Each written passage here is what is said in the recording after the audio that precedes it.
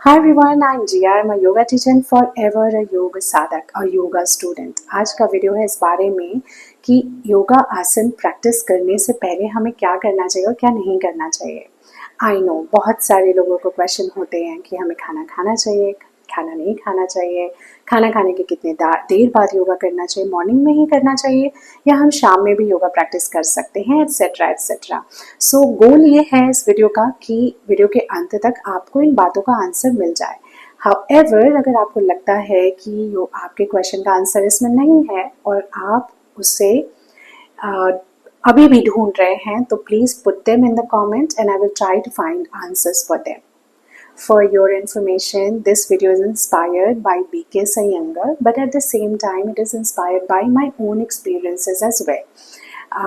मैंने थोड़ा बहुत ग्रो किया है अपनी योगा जर्नी में और कुछ चीज़ों को एक्सपीरियंस किया है और कुछ चीज़ों को रियलाइज़ किया है कि यार ये चीज़ अच्छे से काम करती है और ये चीज़ अच्छे से काम नहीं करती है, तो उन चीज़ों को भी मैं इंक्लूड करने की कोशिश करूँगी. Now let's start with the video quickly. सबसे पहली चीज़ B.K. Iyengar कहते हैं कि एक योग साधक को अपने योगा प्रैक्टिस में सिर्फ आसन और प्राणायाम की प्रैक्टिस नहीं करनी चाहिए, हमें साथ में यम और नियम, जैसे कि मॉरल कोड ऑफ कंडक्ट भी बोलते हैं, को प्रैक्टिस करना चाहिए. बिना इसके प्रैक्टिस किए हुए, बिना अपने दिनचर्या में, लाइफस्टाइल में, डेली लाइफ में यम और नियम को इंक्लूड किए हुए जो योगा प्रैक्टिस है वो सिर्फ एक एक्रोबैटिक्स है. सो it's a very big statement and it is true statement because I have experienced the same thing. मैं योगा के जरिए योगा के सिद्धांतों तक पहुंची. आसन प्रैक्टिस करते हुए, प्राणायाम प्रैक्टिस करते हुए मेरी बॉडी में, मेरे माइंड में इतने अच्छे चेंजेस हुए, इतने प्रोडक्टिव चेंजेस हुए कि मुझे ऐसा लगता था कि यार योगा में सिर्फ ये चीज़ नहीं है, योगा में कुछ और भी है. तो ये एक और बहुत बड़ा कारण था कि मैंने योगा टीचर्स ट्रेनिंग की, ताकि मुझे कुछ और चीज़ें समझ में आ जाएं. और यहाँ पर मैंने यम और नियम को जानने की कोशिश करी, पढ़ने की कोशिश करी, समझने की कोशिश करी और उसे थोड़ा थोड़ा करके अपनी दिनचर्या में लाने की कोशिश करती हूँ. कोई भी चेंज करने से पहले हमें बहुत ही फास्ट रिजल्ट नहीं एक्सपेक्ट करना चाहिए. धीरे धीरे चेंजेस करिए, धीरे धीरे रिजल्ट को एक्सपीरियंस करिए एंड धीरे धीरे ग्रो करिए. Now the second thing, B.K. Iyengar कहते हैं कि एक योग साधक को डिसिप्लिन होना बहुत ज़रूरी है, उसके अंदर परसेवरेंस होना चाहिए. और परसेवरेंस का मतलब मैं ऐसे समझती हूँ कि आपने जो चीज़ करने की ठान ली है, आप उसे करते हैं, करके रहते हैं, चाहे कुछ भी आ जाए आप वेवर नहीं होते हैं. इसका मतलब क्या ये है कि योगा प्रैक्टिस आपको हर दिन करना है और आप ब्रेक नहीं ले सकते, या अगर आप गॉड फॉरबिड अगर किसी की तबीयत खराब है तो क्या उसे तभी भी योगा प्रैक्टिस करना चाहिए. किसी के घर में फंक्शन है, सुबह से शाम तक शादी का माहौल है, क्या उसे उसमें भी योगा प्रैक्टिस करना चाहिए. मेरा पर्सनल सजेशन है, जो पर्सनली मैं फॉलो करती हूँ, कि ये कंसिस्टेंसी नहीं है, ये एक बाधक तत्व है, एक हिंड्रेंस है कि योग साधक के जीवन में. अगर वो सोचता है या वो सोचती हैं कि उन्हें हर दिन प्रैक्टिस करना है योगा, इसका मतलब है कि आपको डिसिप्लिन होना है. And then you have to remember that you have to get back on the mat. You need that mental consistency. Physical consistency will come automatically. So do not pressurize yourself. Alright, next, cleanliness and food. Cleanliness, साफ सफाई, उसमें सबसे पहले आता है नहाना, outer cleansing, cleanliness. नहाना चाहिए, नहीं नहाना चाहिए, ideally this is huge and this is highly recommended कि योगा प्रैक्टिस के बाद तो नहाना चाहिए ना. ऑफ कोर्स किसी भी फिजिकल एक्टिविटी के बाद नहाना is always preferred, so that जो स्वेट है, जो थोड़ा बहुत टायर्डनेस है, एग्जॉशन है, वो निकल जाएगा. बट क्या योगा प्रैक्टिस से पहले नहाना चाहिए? आइडियली नहाना चाहिए while you are practising in the morning. Evening में लोग स्किप कर देते हैं. जब मैंने शुरू किया था तो मैं ठंड में स्किप कर देती थी. I am not lying. I will tell you why I acquired this habit of taking shower before the practice regularly. क्योंकि मेरा जो एक्सपीरियंस होता था नहाने के बाद का, वो बिल्कुल चेंज हो जाता था. I used to feel refreshed. I used to have a different kind of energy, and I still feel the same. नहाने के बाद मेरा एक्सपीरियंस प्रैक्टिस का डिफरेंट हो जाता है. So what I would suggest that if it is morning, then definitely take a shower and then go for a yoga practice. After the yoga practice, definitely take a shower. Evening practice में you can decide whether you want to or not. Inner cleanliness, bladder and bowel clean होना चाहिए. बहुत सारा पानी P के अगर आप बिना टॉयलेट यूज़ किए हुए अगर आप आ जाते हैं प्रैक्टिस करने के लिए, तो you know what is going to happen. किसी ना किसी योगा प्रैक्टिस आसन के दौरान आपको पेट में प्रेशर फील होगा and you will not feel comfortable, you will not enjoy your practice. So that's the reason it is recommended that clean your bladder, clean your bowel and then come for the practice. अब उनका क्या, जिनको constipation होता है, they must take their practice slow. Avoid those asanas जो उनको अच्छा feel नहीं करा रही है, and try to do more and more such asanas that actually relieve you from the constipation. Okay, next, time. कब करना चाहिए? मॉर्निंग में प्रैक्टिस करनी चाहिए या इवनिंग में प्रैक्टिस करनी चाहिए? क्या हम इवनिंग में प्रैक्टिस कर सकते हैं? Of course. Even BK Iyengar says morning में भी कर सकते हैं आप योगा प्रैक्टिस और इवनिंग में भी कर सकते हैं. और मेरा पर्सनल राय ये है, ओपिनियन ये है कि भाई जिनके पास टाइम नहीं है मॉर्निंग से लेकर इवनिंग तक और जिनको सिर्फ इवनिंग में ही टाइम मिलता है, वो अपनी प्रैक्टिस को इसलिए मत रोकें कि हमें योगा मॉर्निंग में ही प्रैक्टिस करनी है. आप इवनिंग में प्रैक्टिस कर सकते हैं. एक ही डिफरेंस होता है कि मॉर्निंग में आप हर तरीके की प्रैक्टिस कर सकते हैं. इवनिंग में आपको ऐसी प्रैक्टिस को अवॉइड करना चाहिए जो हीटिंग होता है, जो एनर्जाइजिंग होता है. जितने भी खड़े हो करके करने वाले आसन होते हैं वो एनर्जाइजिंग होते हैं. सूर्य नमस्कार हीटिंग है, तो ऐसे आसनों को, ऐसी प्रैक्टिस को अवॉइड करना चाहिए क्योंकि वो आपको एनर्जाइज कर देंगे और इसके बाद आपकी नींद थोड़ी बहुत हैम्पर हो सकती है. मॉर्निंग और इवनिंग में एक और डिफरेंस होता है कि इवनिंग तक आपकी बॉडी काफ़ी फ्लेक्सिबल हो जाती है क्योंकि बॉडी मूव करती है, आप दिन भर अपने काम करते हैं. और मॉर्निंग में क्या होता है, बॉडी स्टिफ होती है. तो बहुत सारे लोग मॉर्निंग में योगा करते वक्त एक स्टिफनेस फील करेंगे जो उन्हें इवनिंग में फील नहीं होगी. डज दैट मीन कि आपको इवनिंग में प्रैक्टिस करना शुरू कर देना चाहिए? नहीं, ऐसा नहीं है. आप मॉर्निंग में प्रैक्टिस करते रहिए, आपकी बॉडी फ्लेक्सिबल हो जाएगी और आपकी बॉडी फिर अच्छा फील करने लगेगी, वो स्टिफनेस चली जाएगी. Now the next, food. खाना खाना चाहिए, नहीं खाना चाहिए? मेरा पर्सनल सजेशन है खाली पेट नहीं रहना चाहिए, स्पेशली जब आपके लास्ट खाने और प्रैक्टिस के बीच में एक बहुत बड़ा गैप है. क्यों? क्योंकि आपका खाना पच चुका है, अब आपकी बॉडी में अब थोड़ी एनर्जी चाहिए. आपको ग्लूकोज का लेवल थोड़ा बढ़ाना है ताकि आपकी बॉडी उस ग्लूकोज के लेवल को यूज़ कर सके. आपकी बॉडी में अभी भी ग्लूकोज स्टोर्ड है जो आप प्रैक्टिस के टाइम में वो यूटिलाइज कर रहा है आपका बॉडी. और फिर यही रीज़न है कि बहुत सारे लोगों का ब्लड प्रेशर ड्रॉप हो जाता है, डिजीनेस होती है, चक्कर आता है प्रैक्टिस के टाइम में. That can be avoided by having a very small and light food like some fruit, eggs, tea and bread toast, which is not very healthy choice, but yes, you can go with it.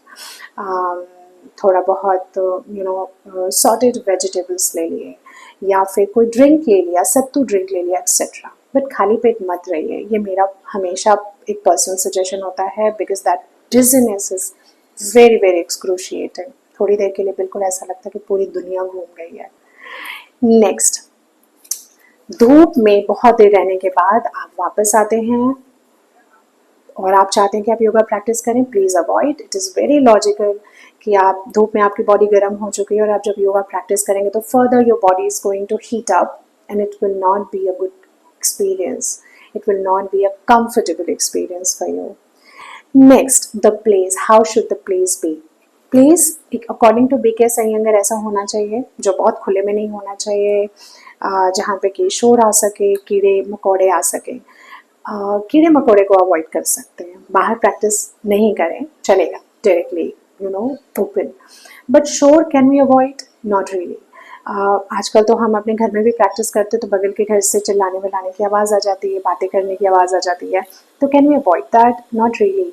But क्या हमें फिर practice नहीं करना चाहिए या हमें जाकर अपने नेबर को बोलना चाहिए प्लीज़ चुप हो जाओ, मैं योगा प्रैक्टिस करने जा रही हूँ? No, not really.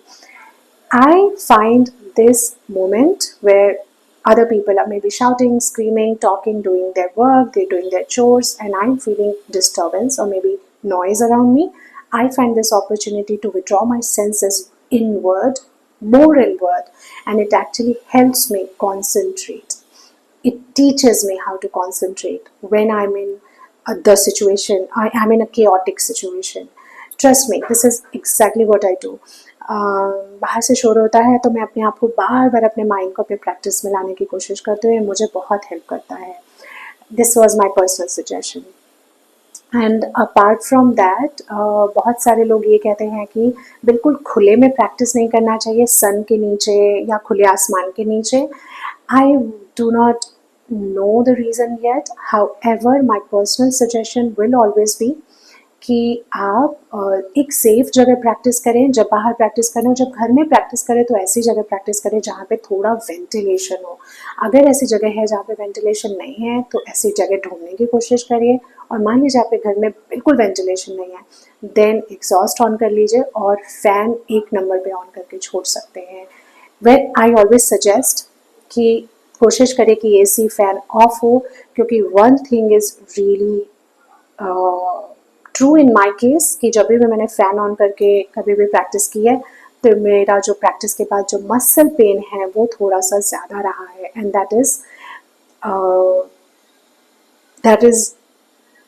that can be avoided if you do not switch on the fan or AC. But कुछ लोग prefer करते हैं because they feel suffocated if they do not switch on their AC or fan.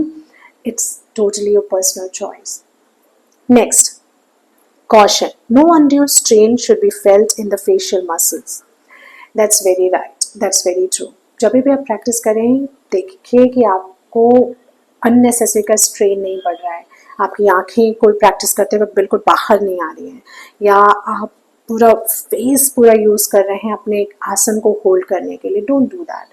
Always try to stay at the level where your body, your face, your heart feels comfortable, your breath feels comfortable.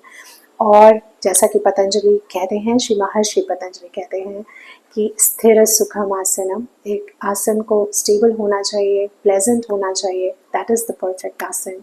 So try to achieve that level while you are doing your practice, जहाँ पे you feel pleasant, you feel stable, you're not experiencing a lot of jerky movements. Okay, बहुत सारे body में jerks नहीं है, breath में jerks नहीं है. That is going to be a comfortable place to be in and to practice. Next, closing of the eyes. According to B.K. Iyengar, आँखों को बंद शुरुआत में आप मत करिए तो बेहतर होगा, तो अच्छा होगा, क्योंकि आप जानना चाहेंगे कि आप एक आसन कैसा दिखता है जब आपके टीचर डेमॉन्स्ट्रेट कर रहे हैं, और आप खुद को एक बार एक्सपीरियंस करना चाहेंगे कि आपका हाथ स्ट्रेट है कि नहीं. आपकी दृष्टि आपकी प्रैक्टिस को बहुत बेहतर बनाती है. तो जब अष्टांग की बात होती है, योग की बात होती है, तो त्रिष्टान की बात होती है, जिसमें कि आता है बंद, ब्रेथ एंड दृष्टि. मतलब your lock, your breath and your gaze, where your gaze is. It makes your practice whole. But मेरा पर्सनल एक्सपीरियंस ये है कि जब आप प्रैक्टिस में कंफर्टेबल हो जाते तो एक ऐसा टाइम आता है जब आपकी आँख अपने आप प्रैक्टिस में बंद हो जाती है. You try to go inward. ये मेरे साथ बहुत होता है and that's totally okay.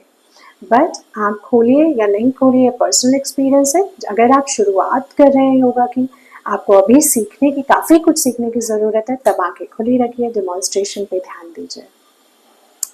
Next, mirror. Should you use mirror during the yoga practice और नॉट?